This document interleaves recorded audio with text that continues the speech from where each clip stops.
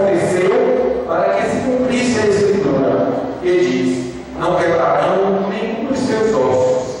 E outra Escritura ainda diz: olharão para aqueles que transpassaram.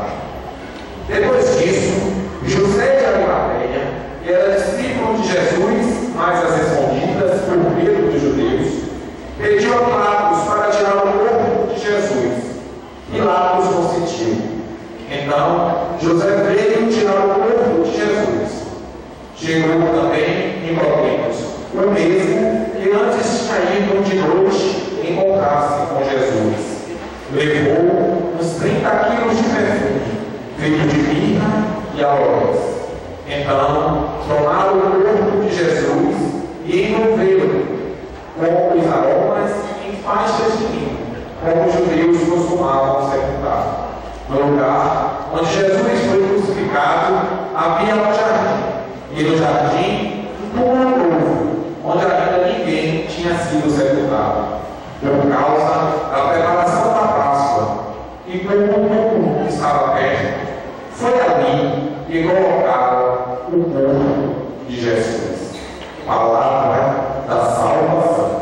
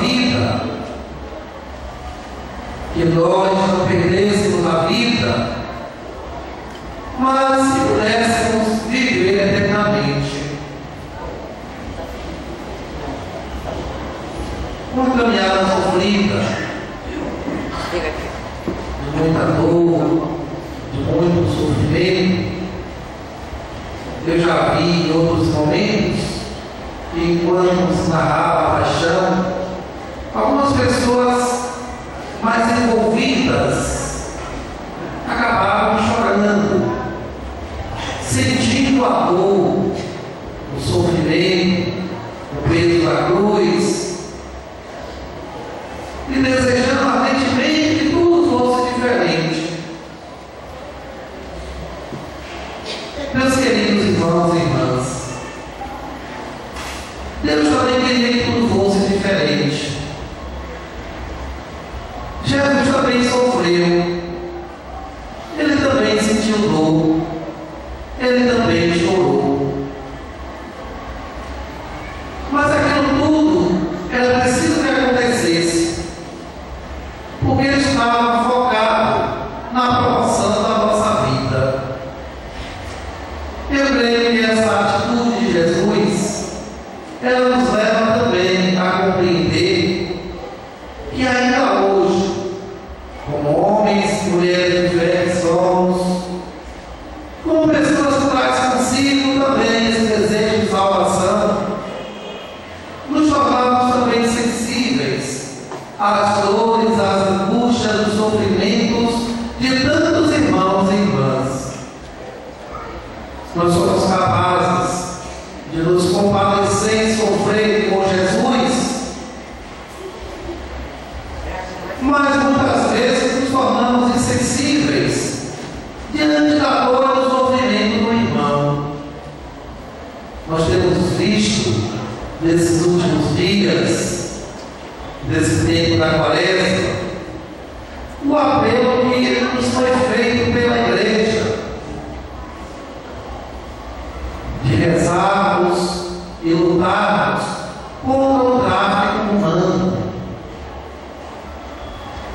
E embora muitas vezes não compreendendo muito bem o que significa isso, mas nós precisamos investir mais um pouco nessa realidade que se faz presente em nosso meio, onde tantos irmãos e irmãs têm também suas vidas ceifadas, são também assassinados, muitas vezes injustamente, simplesmente porque alimentam o sonho, o desejo. Então são capturadas por pessoas gananciosas, por pessoas que não têm fé, que por conta disso não se preocupam com a promoção da vida do outro. E a doutrina da fraternidade, ela vem então nos ajudar a compreender que o tráfico humano é hoje a terceira fonte de renda ilegal mais rentável. Primeira, o tráfico de drogas. Em seguida, o tráfico de armas. E em terceiro, o tráfico de pessoas. Meninos e meninas que são traficadas para serem usadas sexualmente, para se tornarem garotos e garotas de programa. Em um dado estatístico, conforme o manual da campanha da fraternidade deste ano de 2014, aproximadamente 140 milhões, ou melhor, 140 mil mulheres são traficadas, obrigadas a se expor e a se dispor para manter o luxo, a boa vida, o poder, a arrogância de pessoas que não promovem, não pensam na vida. Crianças são retiradas de seus pais, muitas vezes ainda no hospital, outras tantas vezes em casa, para terem seus órgãos traficados. Homens são retirados da sua comunidade com propagandas enganosas de altos salários, de uma vida tranquila, e se tornam escravos de latifundiários, de proprietários de terra, pessoas que perdem a sua dignidade, o seu respeito, sua autoestima. E nós muitas vezes não queremos nem saber se essa situação existe, ou até duvidamos que isso é possível. Mas se formos olhar a nossa realidade de uma forma mais concreta, quantos irmãos e irmãs estão aí também, se tornaram vítimas desse sistema capitalista, desse sistema materialista, onde o outro vale pelo que tem, e pelo fato de estar desprovidos de bens materiais, são também maltratados, excluídos, abandonados. Se formos olhar, por exemplo, a questão da saúde, da educação, da segurança pública, nós vamos encontrar o desrespeito à vida, o maltrato, o não investimento. E nós muitas vezes assistimos dessa realidade, também sentimos na pele a dor quando batemos na porta do hospital e não somos atendidos, ou somos atendidos de qualquer jeito, com um remédiozinho para aquele médico curar a ferida, simplesmente alivia a dor por alguns instantes. Dói nossa pele quando a gente olha hoje o sistema educacional e vamos também nos deparando com uma formação tão medíocre que não atinge. E falando de educação, eu quero só me referir aos nossos colégios, à formação acadêmica, porque também sei de que professores se esforçam muito, mas veja a falta de investimento dos próprios professores, mas também a educação familiar, a educação comunitária, a educação espiritual.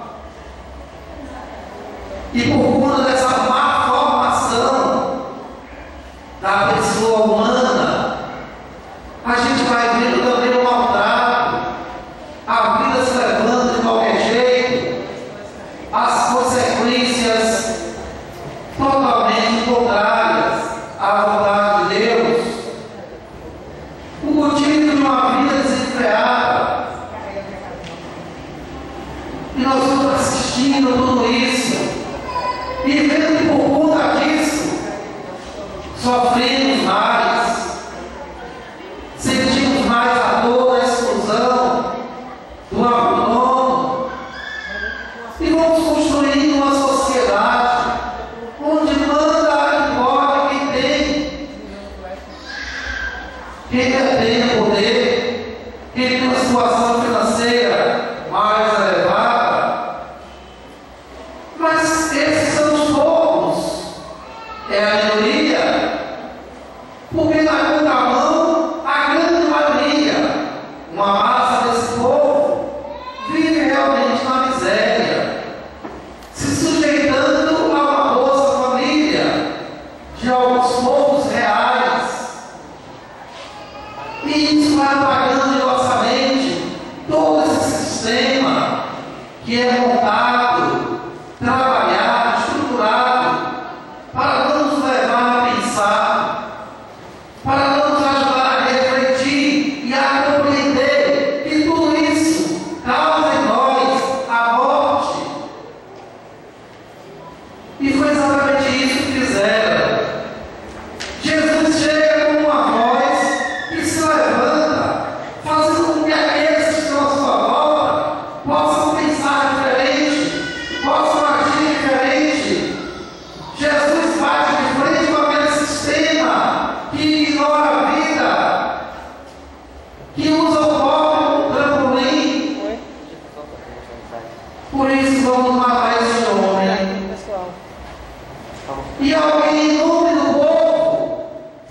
dizendo o que é que deve ser feito.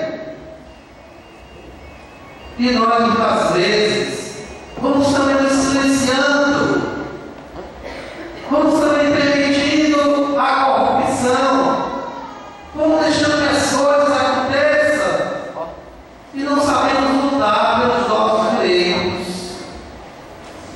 Não quero com isso instigar a ninguém a se tornar um revolucionário. Não é esse o objetivo. Mas é preciso chamar a atenção para podermos lutar mais pela vida.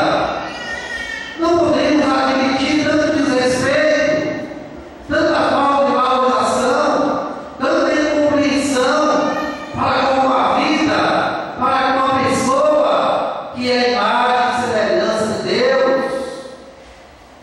Nós vivemos hoje diante de uma sociedade que exige uma postura de fé, uma atitude cristã, e nós muitas vezes somos imparciais a essa realidade.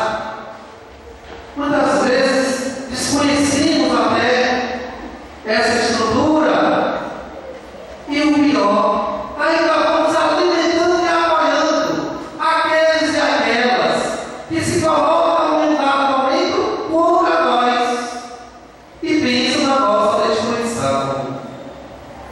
O povo que hoje gritou: solta Barrabás e prende Jesus, crucificam, nós não temos outro rei senão César. Foi aquele povo que lá anteriormente dizia: esse é o rei dos judeus, esse foi que nos curou, esse foi o que veio para nos libertar. Foi esse povo que em um certo momento se encheu de esperança, porque via em Jesus a esperança, a vida nova, uma realidade diferente daquela que eles se encontravam. Mas esse povo foi corrompido, se deixaram levar por aqueles que detinham o poder e que era uma força contra eles. Então vamos eliminar a voz que clama por justiça. Vamos eliminar aquele que é capaz de transformar toda essa realidade. Vamos eliminar aquele que pode modificar essa vida. Vamos matar aquele que pode libertar o nosso povo. Eles queriam poder, mas para se manter no poder precisava de um povo submisso, precisava de um povo ignorante, precisava de um povo sem reação. Então vamos manter esse povo exatamente como são, como massa de manobra, e vamos então eliminar a possibilidade de ser diferente. E é exatamente isso que hoje acontece entre nós. Tem-se dinheiro, milhões, muitos milhões, para se construir de uma noite para o dia um estádio de futebol, para se reformar os aeroportos, para se reestruturar as cidades, as vias, os acessos aos estádios. Mas não se tem direito para se investir na saúde,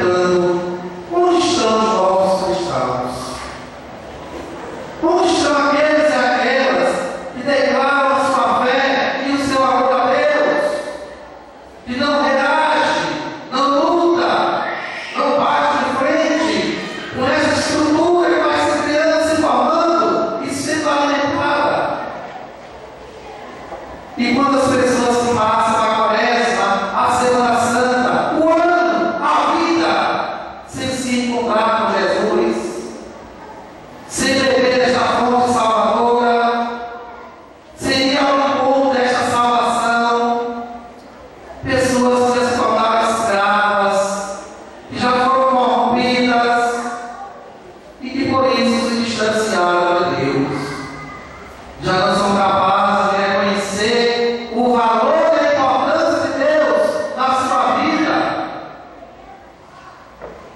Quando nós começamos a missa, tinha um carro de som aqui por baixo, não era festa. Aqui na praça é Castanhas com silêncio hoje pela manhã. Mas não foi a mesma coisa na periferia da cidade.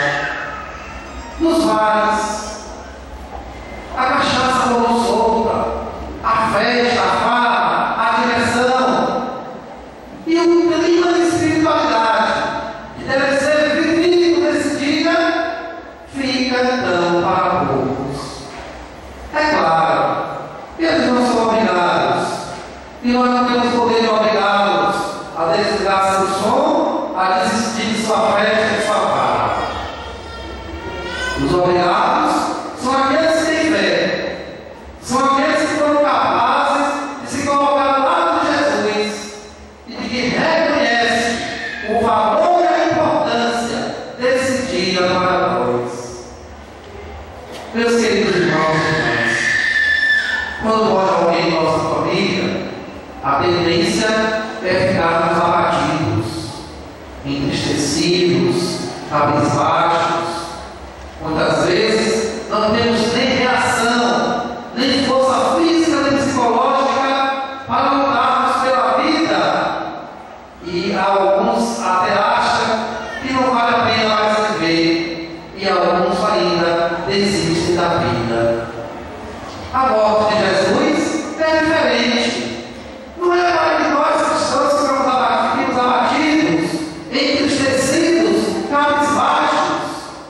Porque na liturgia da manhã nós já podemos antecipar: Jesus venceu a morte, Jesus ressuscitou, e na morte de Jesus se vai também a nossa morte, a morte dos nossos pecados, das nossas fraquezas, das nossas limitações, e brota em nós uma vida nova. O seu sangue derramado na cruz é para nos remir dos pecados. E nós não temos mais direito de viver cabisbaixos, entristecidos, desanimados, medrosos. Mas Cristo venceu a morte para dizer que nós também, com Ele, venceremos. E isso é a força de Deus, que foi que aconteceu em Jesus e que acontece também em cada um de nós a partir deste momento. Meus queridos irmãos e irmãs, eu quero convidar vocês para que aprendamos mais ainda a viver a nossa fé. Mas não viver a fé do nosso modo, mas ao modo de Jesus Cristo. A estar